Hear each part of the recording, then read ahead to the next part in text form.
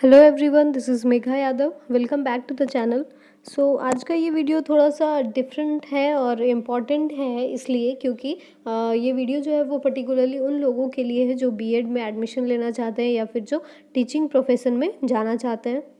अब सबको ये बात पता होगा कि टीचिंग प्रोफेशन में जाने के लिए आपको बीएड करना होता है, बट इसमें जो एडमिशन के प्रोसीड्योर है वो थोड़े चेंज कर दिए गए हैं पिछले साल से। तो बहुत सारे लोगों को पता नहीं होता है कि क्या करना है क्या नहीं करना है, इसलिए बहुत से लोग परेशान हैं।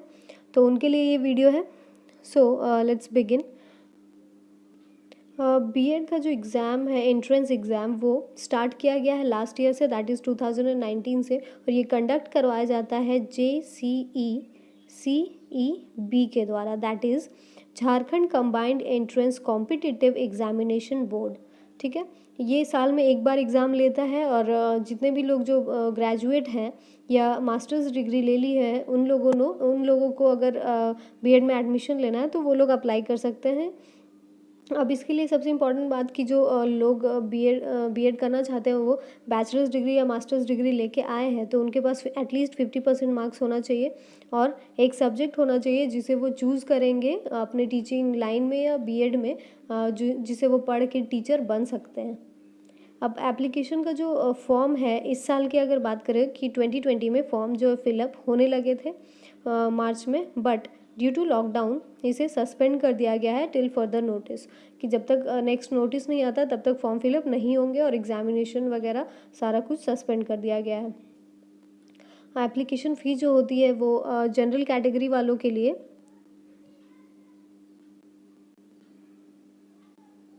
तो अब बात करते हैं एप्लीकेशन फ़ी की।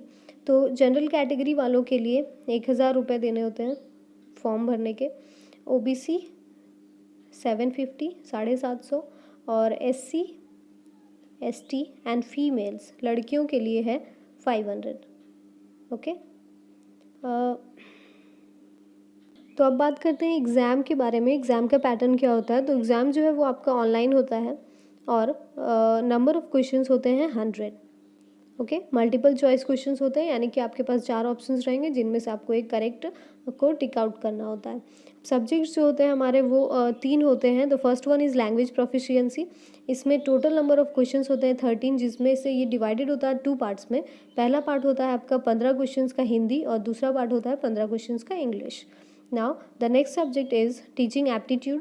ये आपके पढ़ाई की योग्यता के बारे में कुछ क्वेश्चंस रहते हैं, जिसमें से वो 40 क्वेश्चंस रहते हैं। Now next one is reasoning ability. Reasoning में से 30 क्वेश्चंस आते हैं। अब जो क्वेश्चंस आप अटेम्प्ट करते हो, अगर आपने सही किया है तो उसके लिए आपको 1 मार्क मिलेगा एक क्वेश्चन के लिए। अगर आपने गलत किया तो 0.25 मार्क यानी कि 1/4 मार्क्स काट लिया जाता है। ठीक है, यानी कि नेगेटिव मार्किंग है इसमें। अब लोग परेशान रहते हैं अपने सिलेबस को लेकर, आइए देखते हैं सिलेबस क्या रहता है। ये रहा हमारा first paper, that is language proficiency. इसमें हिंदी और इंग्लिश दोनों से क्वेश्चंस रहते हैं 15-15 मार्क्स के, जो हमने अभी डिस्कस किए। तो ये सारे टॉपिक से क्वेश्चंस आते हैं। I am not gonna read them out, आप स्क्रीनशॉट ले लो या कॉपी में नोट डाउन कर सकते हो। Okay, now the next one is teaching aptitude. इसमें आपके पढ़ाने की योग्यता के बारे में कुछ क्वेश्चंस डाले हुए रहते हैं, जिन्हें आपको देखना है, क्वेश्चंस को सॉल्व करके ऑप्शंस को टिक आउट करने होते हैं। इसमें बेसिकली आपके एप्टीट्यूड को टेस्ट किया जाता है, कह सकते हैं कि इवैल्यूएट किया जाता है कि आप पढ़ाने लायक हो या नहीं हो, या आपकी थिंकिंग कैसी है, पॉइंट ऑफ व्यू कैसा होता है बच्चों को लेकर या एजुकेशन सिस्टम को लेकर। And the last one is reasoning ability. Reasoning ability में से ये सारे टॉपिक्स में से क्वेश्चंस रहते हैं। बेसिकली कह सकते हैं कि ये उन बच्चों के लिए या उन लोगों के लिए इजी हो जाता है जो एसएससी और बैंकिंग के प्रिपरेशंस कर रहे हैं, क्योंकि रीजनिंग और इंग्लिश वगैरह तो उसमें भी पढ़ना होता है, तो ये उनके लिए बहुत ही आसान हो जाता है। जो नहीं कर रहे हैं वो इन सारे टॉपिक्स को पढ़ सकते हैं किसी बुक के हेल्प से या कहीं साइट से या यूट्यूब से, क्योंकि अच्छे मार्क्स लाना बहुत ही ज़रूरी है आपको मनपसंद कॉलेज में एडमिशन लेने के लिए। क्योंकि रिज़ल्ट जो है वो रैंक वाइज दिया जाता है, ठीक है। और रैंक वाइज मार्क्स आने के बाद, रिज़ल्ट आउट होने के बाद काउंसलिंग की जाती है स्टूडेंट्स की।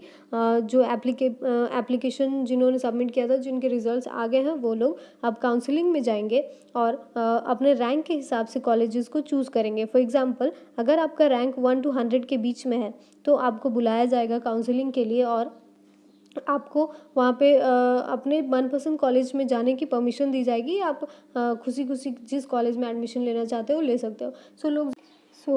होता ये है कि लोग प्रेफर करते हैं गवर्नमेंट कॉलेजेस में एडमिशन लेने के लिए। बेसिक डिफरेंस होता है government college and private college में ये कि फ़ीस जो है वो गवर्नमेंट कॉलेजेस में कम लिए जाते हैं as compared to the private colleges. तो इसलिए काउंसलिंग की जाती है कि आपको रैंक के हिसाब से अच्छा से अच्छा कॉलेज मिल सके अपने लोकेलिटी में या आपको जहाँ पे भी एडमिशन लेना हो। अब काउंसलिंग जो है वो 3 राउंड में किए जाते हैं, जिसमें फर्स्ट राउंड में कुछ रैंक के बच्चों को बुलाया जाता है, उनकी काउंसलिंग की जाती है और उन्हें कॉलेजेस दिए जाते हैं उनके मनपसंद के। अगर सीट वैकेंट रह गए, जो कि रह ही जाते हैं ज़्यादातर टाइम, तो सेकेंड राउंड होता है। उसमें भी कुछ रैंक के बच्चों को बुलाए जाते हैं और उनके कॉलेजेस उनको दिए जाते हैं। अब बात आती है कि जो फर्स्ट राउंड में कॉलेज ले चुके हैं, अगर उन्हें वो कॉलेज नहीं समझ में आ रहा है तो वो सेकेंड राउंड में भी अप्लाई कर सकते हैं या पार्टिसिपेट कर सकते हैं। अब थर्ड राउंड भी किया जाता है, जो वैकेंट सीट्स बच गए उन्हें फिल करने के लिए। तो अब बात आती है उन लोगों की जिनके रैंक्स बहुत पीछे रह गए हैं या जिन्हें कम मार्क्स मिले हैं, तो उन्हें भी परेशान होने की ज़रूरत नहीं है, क्योंकि उनके लिए डिफरेंट प्राइवेट कॉलेजेस हैं बहुत सारे बीएड के। ठीक है, तो आप वहाँ एडमिशन ले सकते हो।